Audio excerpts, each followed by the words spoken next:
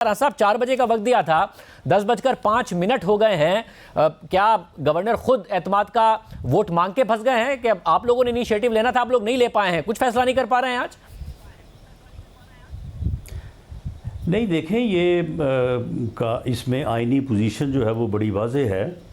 Article 130 sub article 7 उसमें governor जो है वो जब ये समझे कि चीफ मिनिस्टर जो है वो मेजॉरिटी का कॉन्फिडेंस जो है वो होल्ड नहीं कर रहा, तो वो उसे कह सकता है और इस मकसद के लिए एक स्पेशल अजलास वो तलब कर सकता है।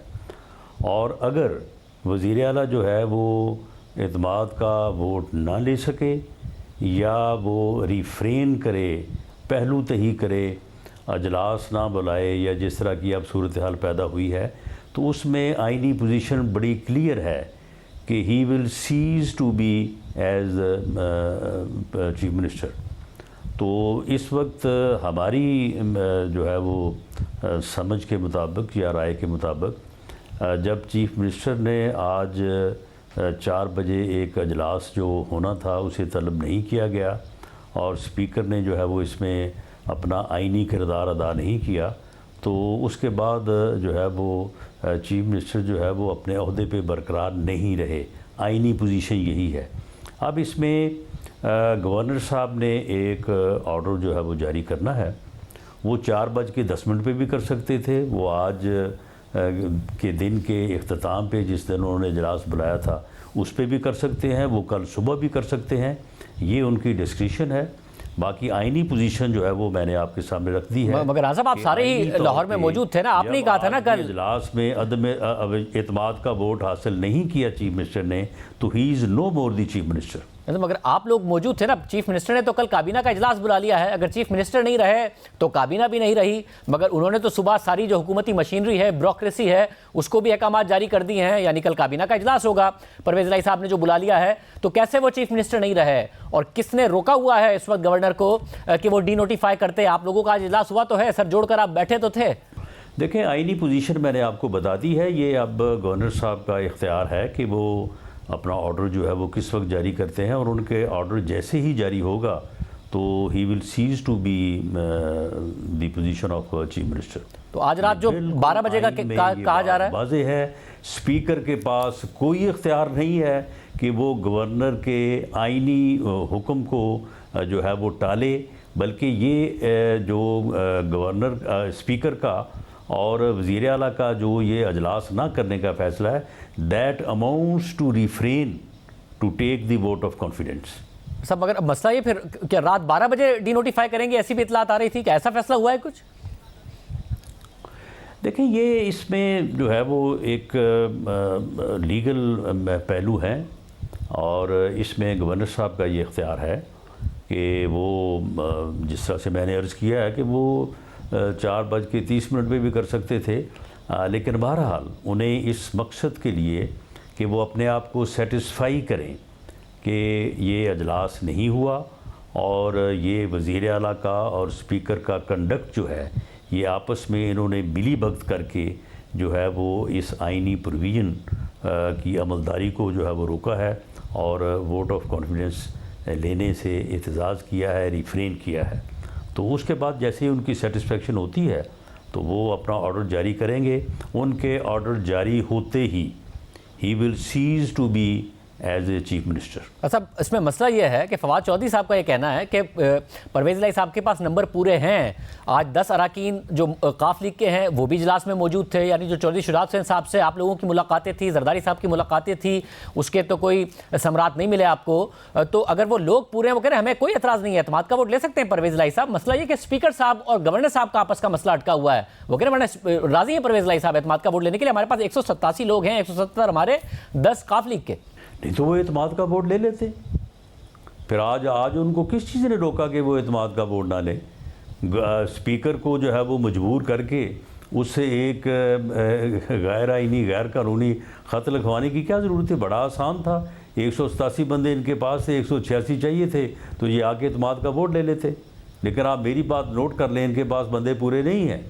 अब ये जो इस किस्म की बहाने, जी बोरियां आ गई, जी फलां आ गया, जी फलां ने फ़ोन कर दिया जी, अब ये अभी से इन्होंने शुरू कर दिया, आप ये देखेंगे कि ये टैं जो है ना, ये कल और अरूज पकड़ेगी और उसके बाद ये कहेंगे वो देखें जी हमारे बंदों को पैसे दे दिए गए हैं जी, बोरियां चल गई हैं जी, ये हो गया वो हो गया।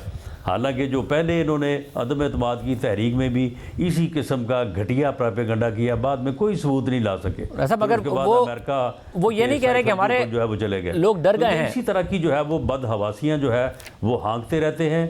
कोई किसी को किसी ने फ़ोन नहीं किया, कोई किसी ने किसी को पैसे ऑफर नहीं किए।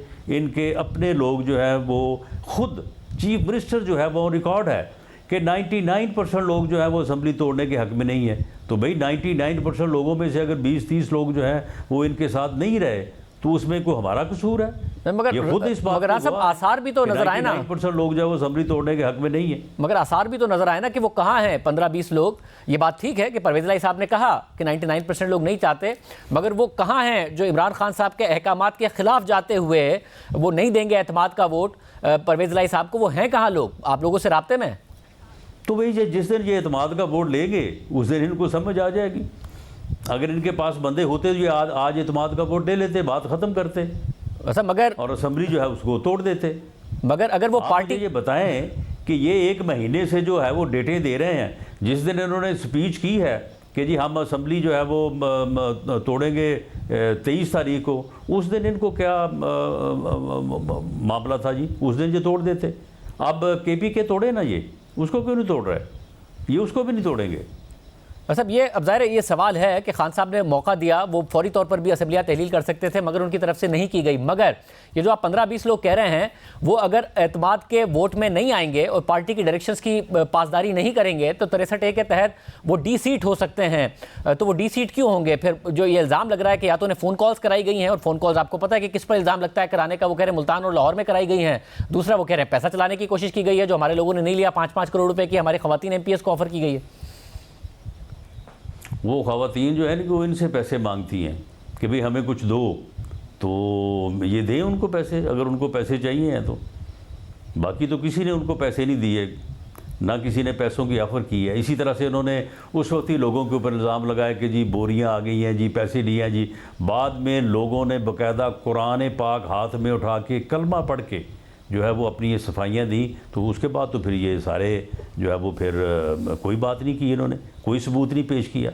तो ये इस तरह की इल्ज़ाम तराशी करना, इस किस्म का प्रोपेगेंडा करना जो है ये इनकी फितरत है। ये PTI का जो टोला है इसके पास काम ही ये है कि इस किस्म का प्रोपेगेंडा करो और जो अपने मुतल्लक जो हकीकतें जो है वो सरेआम हों उनसे इनकार करो, कहो जी ये फ़ेक है, ये तो किसी ने जाली बना दी है, और ख़ुद जो है वो इस किस्म की जालसाजी करें। ऐसा अब इतलात आ रही है कि गवर्नर ने स्पीकर की रूलिंग मुस्तरद कर दी है, मगर डीनोटिफाई करने के हवाले से अभी तक इतलात नहीं है। मगर मुझे बताइए अभी ये मामला अदालत ही जाएगा, और जब अदालत जाएगा और अदालत अगर प्रेसिडेंस देखें और उसमें कह देती है कि जी परवेज़ इलाही साहब वोट लेने के पाबंद हैं और कोई 10 दिन का टाइम दे देती है, तो होगा क्या? अगर आप कह रहे हैं कि उनके पास 186 नहीं है, चले 186 नहीं है, वो नहीं ले पाएंगे, तो एक दोबारा इलेक्शन की तरफ अगर जाता है हाउस, तो आप लोगों के पास उनसे ज़्यादा लोग कैसे हैं, कहाँ हैं? चले देखें, अगर दोबारा इलेक्शन होता है तो फर्स्ट काउंट में जो है वो 186 का नंबर होगा और रन ऑफ में जो है वो बाद में जो है वो मेजॉरिटी होगी। हम कोशिश करेंगे कि हम मेजॉरिटी हासिल करें, ये भी अपनी कोशिश करें, ये मेजॉरिटी हासिल कर लेंगे, ये गवर्नमेंट बना लें। उसमें आपकी पहली उम्मीद तो काफ लीग से थी ना? उसमें आपकी पहली उम्मीद तो नहीं टूटेगी ना? नहीं, मैं उसमें आपकी पहली उम्मीद काफ लीग से थी ना कि वहां से 10 में से 6 लोग अगर इस तरफ आ जाएं, चौधरी शुरात से भी रब्ता किया गया, वो तो 10 के 10 परवेज़ इलाही साहब के साथ थे। नहीं देखें, इसमें कोई ज़रूरी नहीं है कि कहाँ से कहाँ आना है, एक दूसरे की तरफ तो कोई जा नहीं सकता। जब तक वो सुप्रीम कोर्ट का फ़ैसला है तो पार्लिमानी पार्टी को छोड़ के कोई वोट देगा भी वो काउंट नहीं होगा और वो डी सीट भी होगा। तो इसलिए जो है वो कुछ लोग ऐसे मौके के ऊपर जो है वो ख़ुद को एब्सेंट कर सकते हैं, बाकी वोट तो उनका जो है वो काउंट नहीं हो सकता। अगर ज़रा पार्लिमानी पार्टी की अगर अक्सरियत फैसला कर ले, 10 में से 6 लोग फैसला कर ले, तो काफ लीग आपकी तरफ आ जाती है ना, वो नहीं आती नजर आ रही है। वो तो परवेज़ इलाही साहब के साथ खड़ी है, तो अल्टीमेटली यही नहीं होगा कि असेंबलियाँ तहलील ही हो रही होंगी। आप कुछ भी कर लें, अगर ये नहीं ले पाते हैं एतमाद का वोट और आपके हक में फैसला आ जाता है, तब भी आपके लिए बड़ा मुश्किल है अपना चीफ मिनिस्टर इलेक्ट कराना। नहीं देखें शाहजेब, हम कोई इनके असम्बली तोड़ने के मामले से कोई इस कदर जो है वो कोई खैफ नहीं थे, और हमने तो इनको कहा था कि आप असम्बली तोड़ें, और आएँ और आके जो है वो हम इलेक्शन लड़ने को तैयार हैं।